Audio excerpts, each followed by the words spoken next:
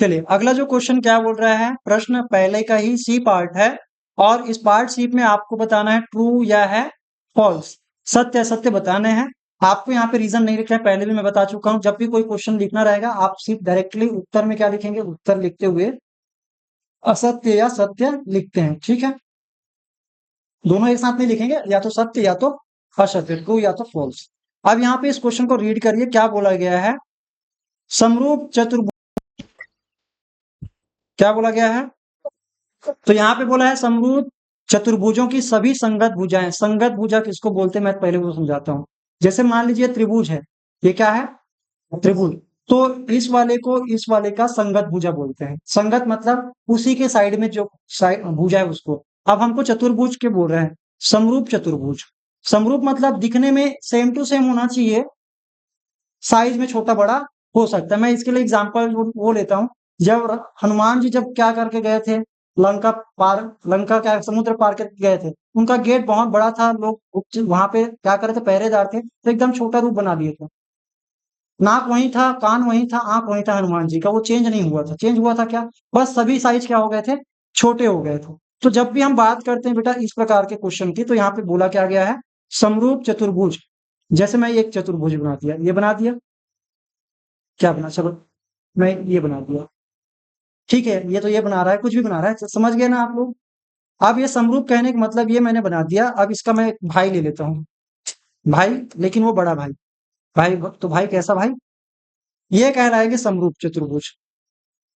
ये समरूप चतुर्भुज नहीं कहलाएंगे, ये वाला और ये वाला आपस में समरूप चतुर्भुज नहीं कहलाएगा, ये दोनों कहलाएंगे। इसको क्या बोलेंगे, समरूप चतुर्भुज बोलेंगे इन दोनों को। अब यहाँ पे देखोगे तो भुजाएं बताओ बेटा, क्या ये भुजा और ये भुजा की जो लंबाई है, भुजाएं समान है क्या। समरूप होने का मतलब समान होगा जरूरी नहीं है। अगर यहीं पे बोल देता सर्वांग सम, क्या बोल देता, सर्वांग सम, सिमिलर बोला है। सिमिलर मतलब दिखने में एक जैसा डिट्टो दिखना चाहिए, साइज में छोटा बड़ा हो सकता है।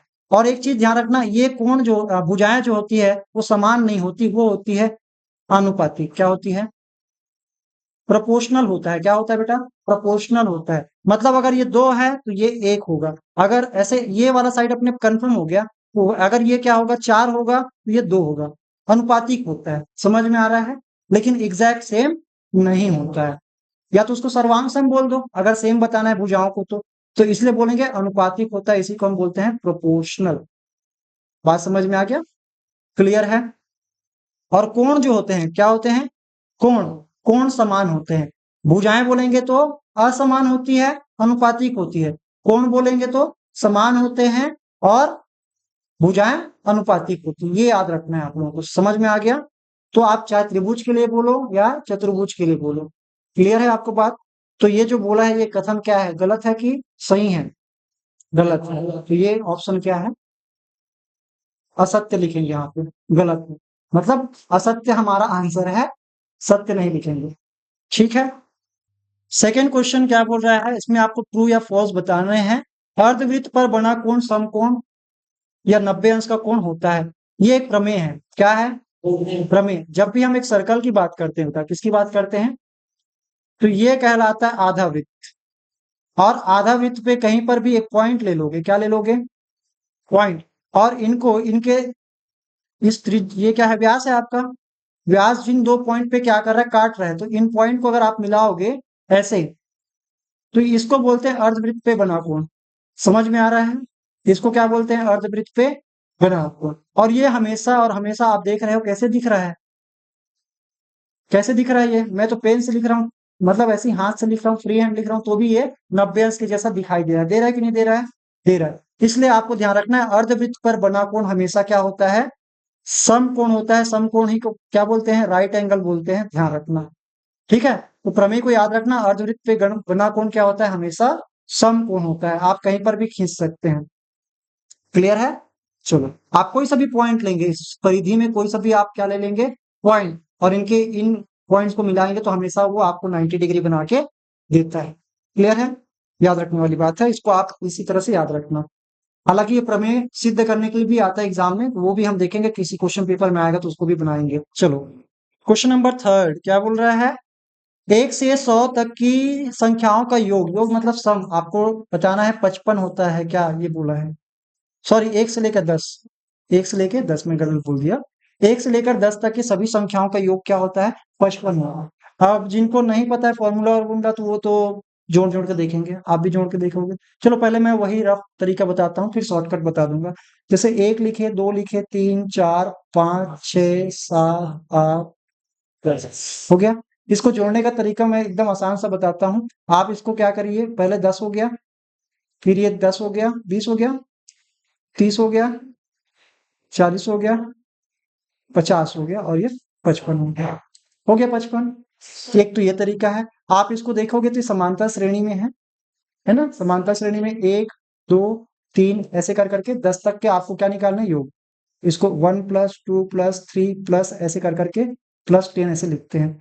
आप जानोगे तो प्रथम प्राकृत n प्राकृत संख्याओं का योगफल होता है बेटा, वो n+1 डिवाइड बाई 2 होता है। ठीक है, प्रथम n प्राकृत संख्याओं का योग। अगर 1 से शुरू हो रहा है कोई भी संख्या, अगर बोलेंगे 1 से लेकर आपको 1000 तक बोल देंगे, तो जोड़ जोड़ के तो नहीं कर सकते आप। तो आप क्या बोलेंगे, ये प्रथम प्राकृत संख्या है 1 से लेकर 1000 तक। तो जो ये वाला नंबर है इसको हम बोल देते हैं n। क्या बोल देते हैं, बात समझ में आ गया, समझ में आया। तो यहाँ पे हम जब भी इसको लिखेंगे तो क्या बोलेंगे, n यहाँ पे हमारा 10 है। n क्या है, तो लिखेंगे 10, 10 + 1 मतलब 11/2, 2 पंचे 10, और 5 गुना में 11 मतलब 55 आया। तो इसलिए हमारा ये 55 जो है करेक्ट है, यानी कि ये सत्य है। समझ में ही बात। अगर 1 से लेकर 100 तक का बोल देंगे तो आप क्या बोलेंगे कि 100, 100 + 1 मतलब 101। क्या बोलेंगे, 101, और बटे क्या कर देंगे 2, n की जगह में 100 लिख देंगे। तो आप लिखेंगे 50 आ जाएगा। 50 गुना 101 करोगे तो क्या होगा, 50 गुना 101 करोगे तो क्या होगा, 50 गुना 101, तो 50 एकम 0 हो गया, हासिल में गया 5, 50 शून्य शून्य हो गया, और 50 में 5 जोड़ेंगे, शून्य हो गया, तो 5 आ जाएगा। 50 है तो 50, 50, 50 आएगा, दो ठो। क्लियर है, ये आपको याद रखना। इसी प्रकार के क्वेश्चन आपको पूछा जाता है, इसलिए मैंने इसको एडिशनली बता दिया। नहीं तो आप बाद में दूसरा क्वेश्चन आता है इसी रुक के, तो आप इसके भाई को नहीं बना पाते। चलिए, क्वेश्चन नंबर चौथा और पांचवा इकट्ठे हम दिखा रहे हैं। यहाँ पे क्या बोला गया, वृत्त की सबसे बड़ी जीवा, सबसे बड़ी जीवा, जीवा किसको बोलते हैं,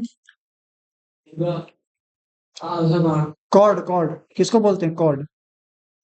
जैसे हम एक क्या बोलते हैं, सर्कल लेते हैं, क्या लेते हैं, ये सर्कल ले लिया मैंने। अब इस सर्कल में आप इसको कई लाइनों से ऐसे क्या करोगे, काटोगे। कई लाइनों से क्या करोगे, काटोगे। तो जो सबसे बड़ी, देखो यहां से लेकर यहां तक की जो लंबाई है, वो यहां से लेकर यहां तक के वाले से छोटी है। अगर जो केंद्र से होकर गुजर के जाता है, तो इसको हम जीवा, ये भी जीवा है, ये भी जीवा है, सारी जीवा है। तो जो जीवा सबसे बड़ी होती है वही क्या कहलाता है, व्यास कहलाता है। क्या कहलाता है, डायमीटर होगा ना भाई। लेकिन यहाँ पे इन्होंने क्या बोल दिया है, त्रिज्या बोल दिया है। अगर यही व्यास दिया रहता तो सही था, त्रिज्या दे दिया इसलिए ये असत्य है। सबसे बड़ा कॉर्ड क्या होता है, डायमीटर होता है, याद रखना। क्लियर है। बेलन का वक्र पृष्ठ, बेलन कैसे बनता है आपको बताया था मैंने। ये बेलन है, बेलन का ये वाला भाग, और ये सिंपल एक चादर से मिलकर बना होता है। किससे बना होता है, एक चादर रहता है, उसको हम मोड़ के क्या करते हैं, बनाते हैं इस प्रकार से। समझ में आ गया ना। तो अब यहाँ पे देखते हैं, तो ये वाला जो हिस्सा है ये बना देता है सर्कुलर पार्ट, जो कि ये लंबाई होता है चादर का, आयताकार चादर का। तो ये 2πr बन गया, क्योंकि परिधि बनी।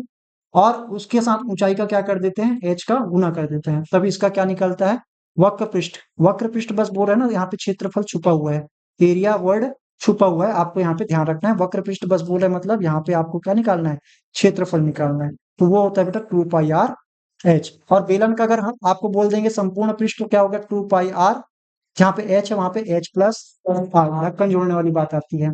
समझ में आ गया। और अगर हमको यहाँ पे बेलन का आयतन बोलता है तो क्या बोलते हैं, πr², πr², ये आयतन है। ठीक है, और ये क्या है आपका संपूर्ण पृष्ठ, टोटल सरफेस एरिया, और एक है वॉल्यूम। क्लियर है। चलो, तो ये चीजें आपको साथ ही साथ याद रखना है, क्योंकि ये याद रखने वाली चीजें, फॉर्मूला कैसे बनता है, क्या बनता है, अगर इसको मैं बताने लग जाऊं तो वीडियो लंबा हो जाएगा। ठीक है।